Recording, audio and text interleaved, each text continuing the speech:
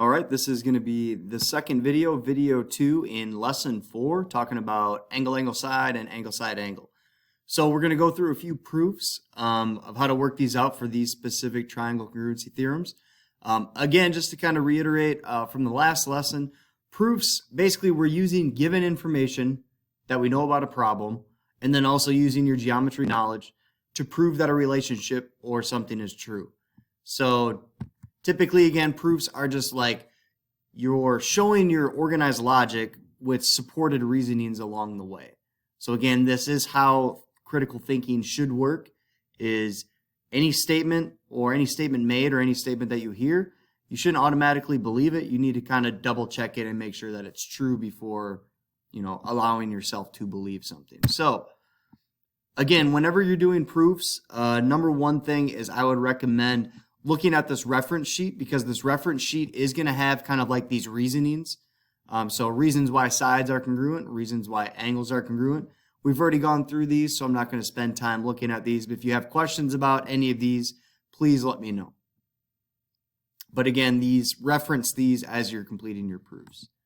So let's go look at number 1 here. So this proof starts off, again, with proofs. It gives you some information about the problem, and it wants you to prove that triangle QRS, so we want to prove that this top triangle is congruent to QTS, the bottom triangle. So we're trying to prove that this top triangle is the same as this bottom triangle. It's just more so like flipped over this line QS. That's essentially what's happening here. So the given information starts off with SQ. So this line SQ bisects angle RQT and RST. So number one thing in a proof, the first thing you should always do is copy down the given information, be my recommendation. So we know that SQ bisects, we know anytime that you're completing a proof, the reasoning is like why you know this is true. So we know that this statement is true because it's given to us. Now, the second statement says angle RQS, so RQS is this angle right here, is congruent to TQS, so TQS would be this angle. So they're saying that these two angles are the same.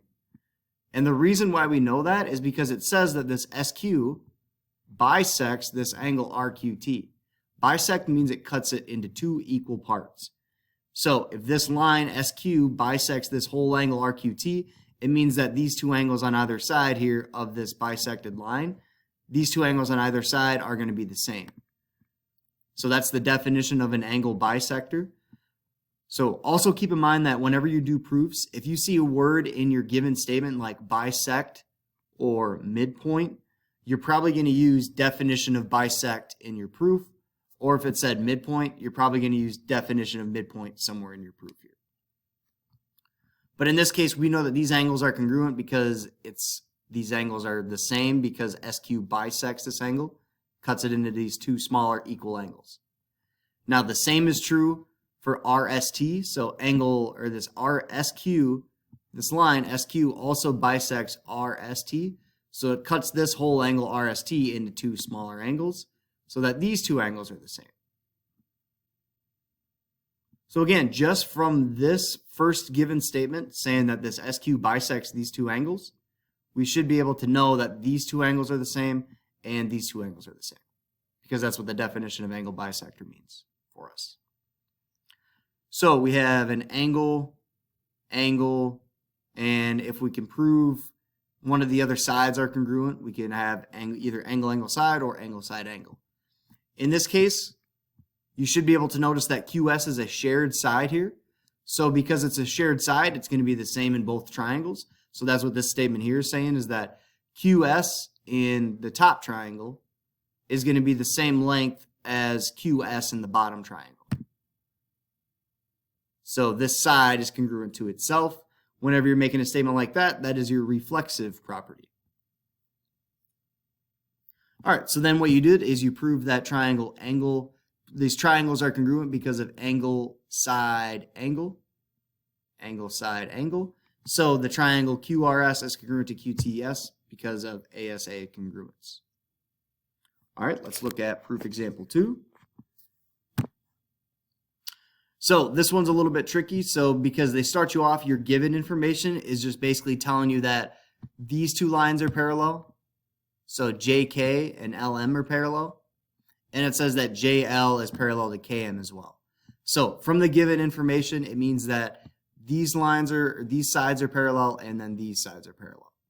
Now, the parallel lines means that we're going to bring in these ideas of corresponding angles, alternate interior angles, alternate exterior angles, whatever. So in this case, the statement number 2 says JKL, so JKL is this angle right here, is congruent to MLK. So MLK.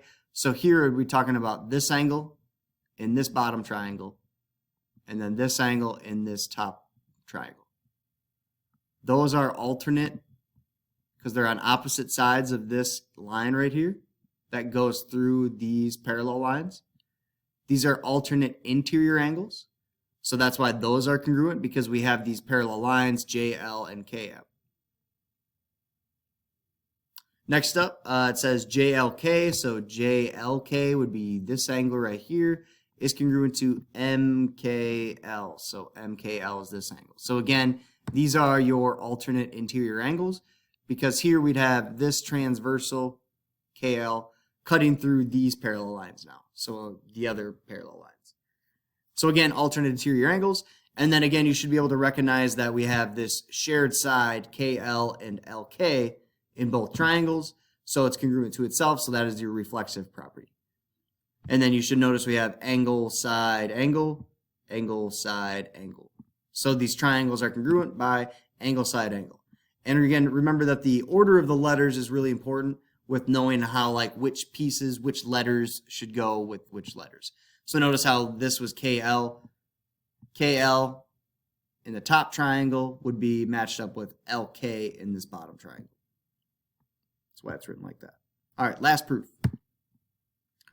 All right, so this one is given information. This one is a completely blank one.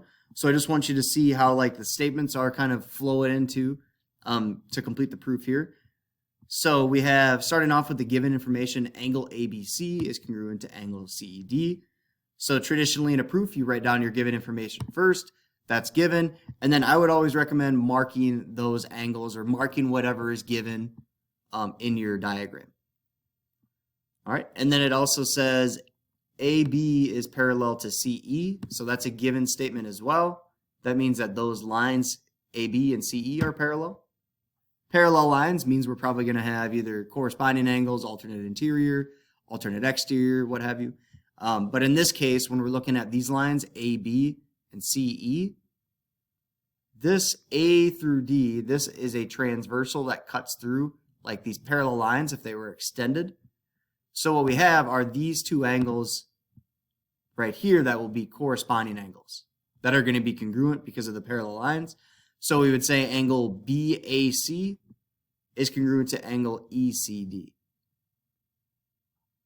And then notice that we have angle, angle, angle, angle. So we just need to prove one side is congruent. That's what this next piece of given information is for. It says C is the midpoint of AD. So that means that C is right in the middle of AD. So AD is this full line. C is the midpoint. So that means A to C has to be the same distance as C to D. And that's what the next statement is here. And then that's it from here. Now we know that the triangles are congruent because we have enough information to say angle, angle, side, angle, angle, side.